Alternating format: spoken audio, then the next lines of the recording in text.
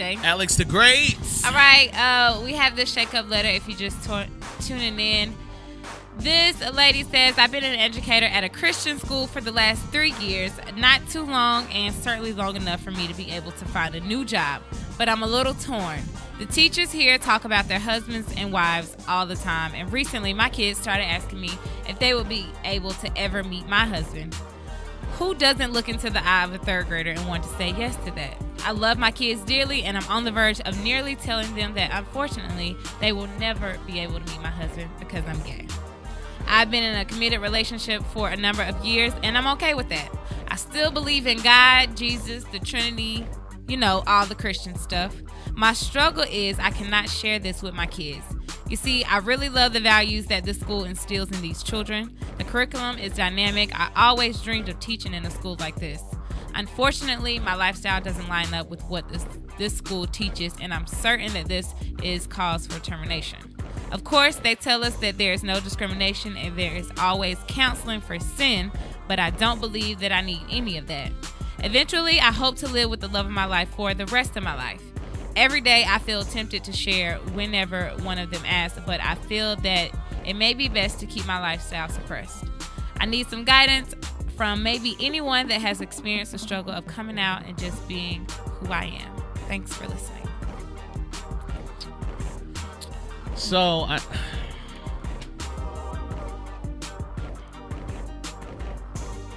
what? My first thought is my first thought probably is not the best thought because she says she loves her job. Right. She also says she's been there long enough to find a new job. Long enough, not too long, and certainly long enough for her to be able to find a new job. Basically. I feel like she can explain this to a new employer.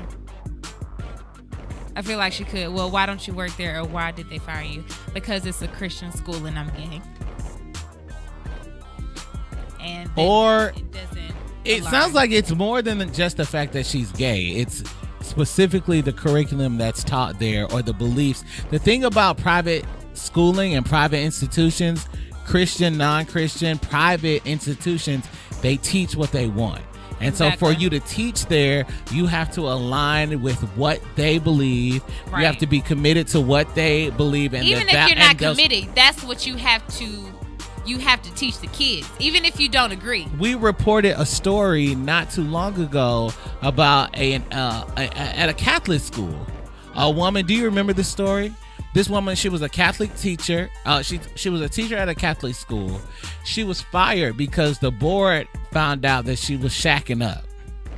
I think I do kind of remember that. And they were basically like, her question was, all of this sin that y'all live, and y'all just found out I've been living with this man for 6 years. I've been teaching here. She had been teaching there for like 7 years. They found out that the man was living there and gave her the ultimatum. Either he moves out or you leave right now. That's ridiculous. But I mean, when people feel that strongly about something and this is their institution, this is their establishment. So that's one thing you can't it's a difference between this is America, people are free to believe and have whatever they want. So if they have these beliefs and they have their own institution, their own establishment, and this is what they believe, and they only want to have people and you teach people, you can't come in and say, no, well, I don't agree with this, because this is not a place for you to disagree. This is a place for you to come in and teach what, and this is also like a dictatorship. I think, on the other side, I think you have to kind of look at it as this is the curriculum that these parents want their children taught. So this is not just that's why I said the school. Honestly, she has to stay in her place, because 9 times out of 10, if these kids are not that they're not going to have to explain this to their kids, but they're going to explain this to their kids in a way that you're not probably going to explain it to them. Because clearly you're okay with it. Even though you're a Christian, you're okay with your lifestyle. 9 times out of 10, a lot of these kids' parents don't agree with it. Exactly. And they're not going to align with it. So no matter how you try to explain to your kids, like, that this is okay, or it's all about love, or Christians still love each other, and regardless this and that, and I think they're not going to agree. And these parents don't want their kids knowing that. They're going to have to explain it to them, but they're going to explain it to them in a different way. I think she said that her beliefs are basically the same, with the exception of the way that she lives her life. So I think that she would. Some of them Christians. You know some of them Christians. I think that this is not even like a rock being a rock in a hard place. You're a rock in the wrong place. Pretty much. And like, there's just absolutely not. This is an unfortunate situation. It's sad that at this point you have to kind of address this. You need to address yourself, basically, and you got to do some soul searching. Like, do you feel like your purpose is to really be there and to teach with these kids, and you sacrifice a piece of yourself? I was about to say so, but what if they find out, like, some kind of way, the kids find out, and even though they're in third grade, these kids are exposed to things younger now. Like, I know some things that these third graders know now that I ain't know nothing about that till I was probably at the end of middle school going to high school. They probably know some things that I don't know. I'm sure they're exposed to different things. So what if they find out that, okay, some kind of way they find out she lives this lifestyle, and they're like, well, Miss So-and-so, I can't, she teaches me this, but she does this. And see, so let me pull this into where I like. What if you just have this one child who is advanced, more advanced than the third grader is supposed to be? They find out that their teacher lives this lifestyle, which doesn't line up with the beliefs that they have at this school, and they're like, "Well, how are you qualified to teach me anything?" I think, and let me tell you why I'm looking at this letter from a different perspective. So yesterday was National Coming Out Day. Hooray for all of y'all that came out. I think they be making up these days, but okay. I really do, because like y'all stupid. There's a day for every, like, National Hot Dog Day, National Firestone Tire Day. Okay, whatever. You're out. I feel like I don't need a day for you to tell me who you have sex with. I feel like that is so stupid to me. And that's the lens I was looking at it through yesterday. Like, and I literally said that to somebody. I was like, congratulations. I don't care. No one cares. No one cares. Who cares? But these parents care. And so now that I'm like, I hear this letter, and I think I'm like, well, we don't really need to know who you're having sex with, or we don't need to know that you're out. Why is your sexuality? Why does that determine the type of person that you are, the type of integrity that you have, exactly, or the type of education the type of teacher you will be, the type of teacher that you will be, that you're qualified to be. But clearly, that's a qualification. That's something that you have to disclose. But you can't be typically with the regular employer. You can't be discriminated against because of your sexuality or sexual orientation, as they say in that legal verbiage. And I think that it's outrageous that I would have told her if she came out. I'm looking at this letter and trying to figure out how I would have had a conversation with her yesterday, and how I would have this conversation with her today. Yesterday, when she told me, "Oh, I'm out," I would have been like, "Who cares?" Now she's like, "I'm out and I'm about to get fired." I think and she's not about to get fired, but she thinks that she will be fired. She feels like it's a risk for her to reveal that.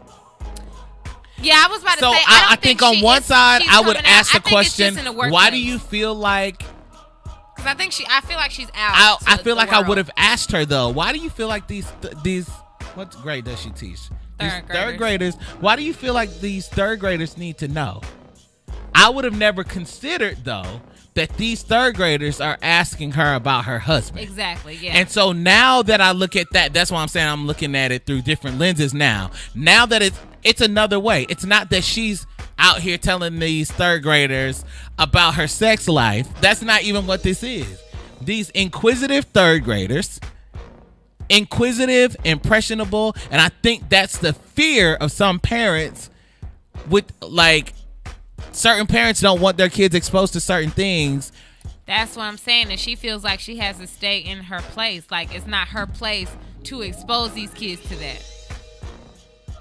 I think in public schools, not even in schools that where they're not Christians, it's like, I know some of these kids, especially in these public schools, ask, but do teachers there feel like, is it their place? But it's like, this is definitely not you at a Christian school. And some of them don't even agree with your lifestyle. Well, we know it's like it's definitely not your place. We know that parents already have a problem with these kids used in certain bathrooms. So, like, we know parents have a problem with transgender kids in the bathroom. So we know parents are going to have a problem with a gay teacher around their third grader.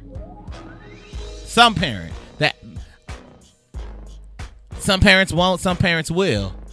And my thing is, I just don't understand the correlation of the child knowing this information. Does that immediately make them gay?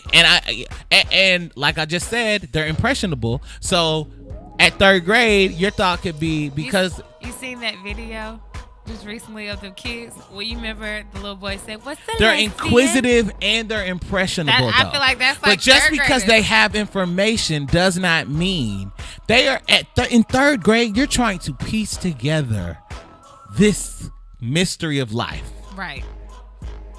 Like everything, and especially when you're learning constant new things, it's like by third grade you have enough information to make decisions. At third grade you can fix yourself something to eat. Like, think about the chores that you could do at third grade. You can vacuum the house, you can clean the bathroom, you can make yourself something to eat, you can get out my face. You understand these commands. But also in third grade, you are soaking up information. A lot of information. Kids are information that you don't understand, and that all these little 8-year-olds, third graders are just like, Curious George, well, what's that? They start asking these questions. Well, where does this come from? Well, why do they sleep in this room? I hope they still don't tell these kids that, like, the babies come from, like, a stall. They drop the babies off at the door. In third grade, 8 years old, let me see. Not at 8 years Like, how old. do you explain to them Not where the babies come from? Like, what if their teacher was pregnant? How did you get pregnant? Or how did the baby get in your stomach? And then how is the baby going to come out? Well, I think about your stomach? We had our first school mandated sex ed class in fourth grade. Nope, I didn't have that until I was in middle school. I remember the form. We had to take this home.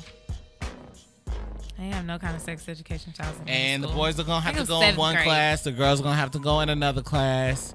We're gonna show you your body. We're gonna show you the female body. This is what it does. And this is how it's used. And that's all that it was. It got a little deeper in fifth grade. They had to sign release forms in fourth and fifth grade. And then in sixth grade, it was just part of health. Like, sixth grade health, seventh grade health, it's just part of health. But I think this is more serious than just her job. And I think she's writing us because she's trying to make a life decision. I was just about to say that. I can't really determine, the path of your life, but I do think that, some people, it'll bother them if they feel like they're not being true to themselves. If they feel like they're living their lives based on just doing things that they don't agree with just because they feel like they have to. She's in a position where she feels like she has to. And being us being of the same mind, I was just about to say, sometimes you have to take an L for the greater good. Yeah. And so it may be an L for you to walk away from this job to enlighten this group of inquisitive third graders.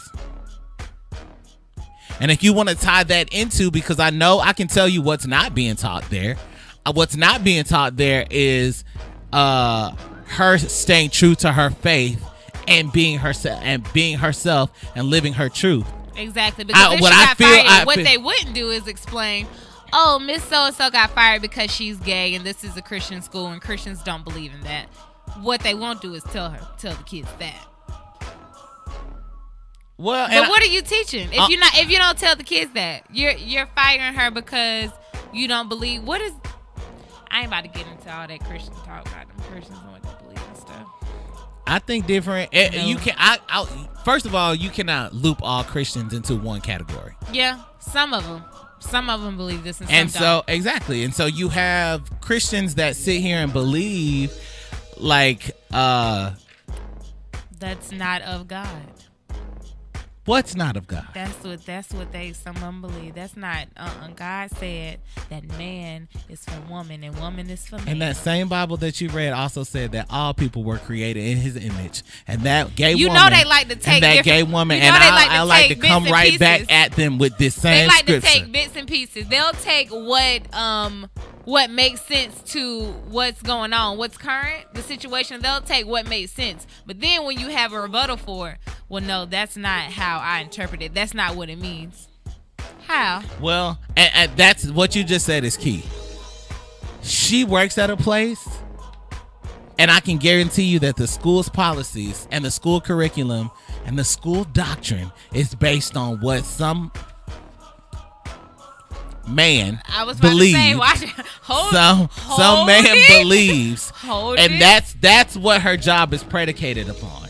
So you don't have to work there. That's what I'm gonna say. That's what I was getting at. It seems like you're qualified to do the job, and if that is if that's something a third grader is gonna ask, I would not know what a third grader. And I know you love your kids. But I promise you gonna go, if you go work at another school, you'll love them kids too. Cause I know I have teacher friends, so I know how hard it is when you get attached to these kids and you don't want to leave your kids. But listen, I think if it bothers your spirit that much, and you're in a position where you have options, I think you should move on.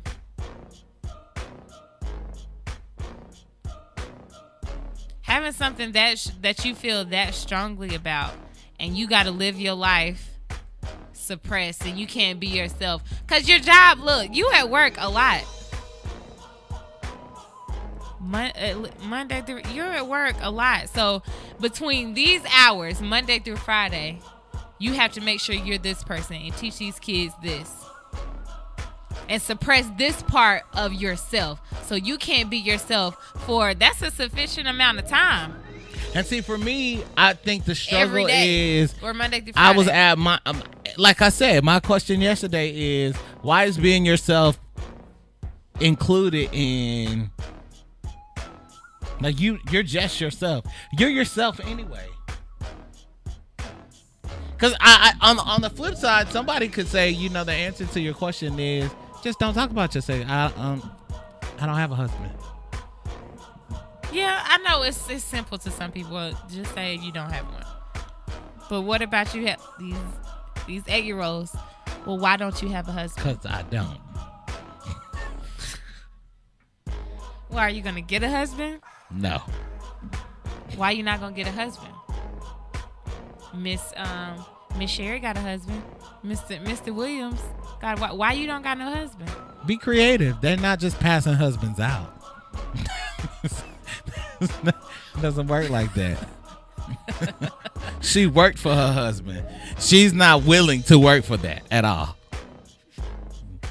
You can be really creative with this. She can have fun with it.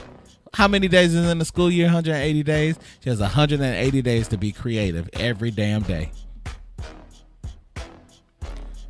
That's a decision you have to really evaluate. Do you know your times tables? What's 12 times 12?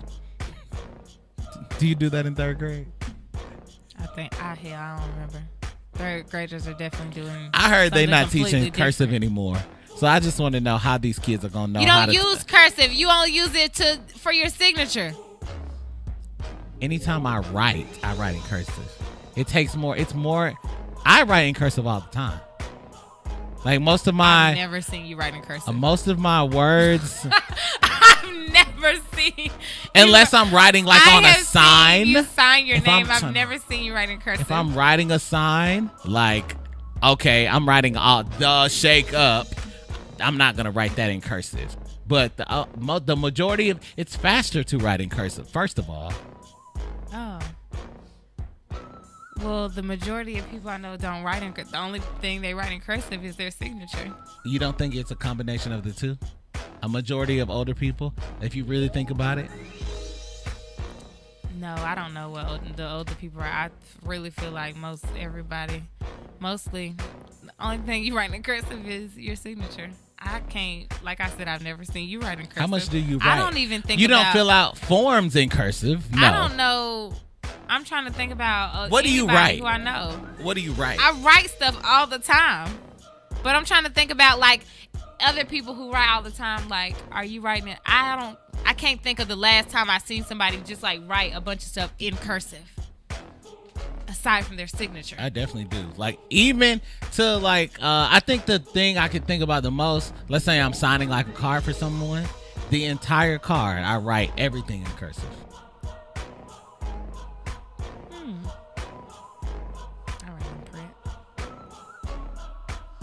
I'm sorry, you can't sign a signature in print.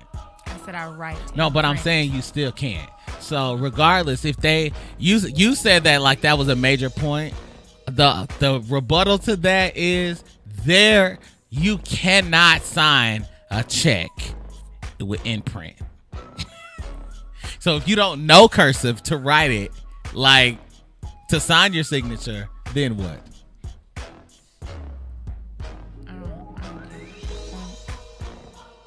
Hold on. I'm just trying to circle back to the point of why we started talking about this in the first place. What, about no, cursive? because I really forgot. Oh, because we were talking about the kids if they asking know questions. I started asking about times tables, and then I mentioned that they don't teach cursive. You said you only write in cursive. Oh, they don't teach for the cursive signature anymore at all. Just like they teach this new math. I know you've seen that. I don't know what that is. You haven't seen it? I ain't got no kids. Right. I don't want to check in with us. We got to take a quick break. Your thoughts on this letter? Ask somebody else, we gave her all of our thoughts. I think that's all she needs. She doesn't really need yours, but yes, she does. We're taking your calls and comments. 1-844-997-4253. 1-844-99-SHAKE. Instagram and Twitter. Use the hashtag ShakeUp Letter. You're listening to the Shake Up, your number one mobile morning show.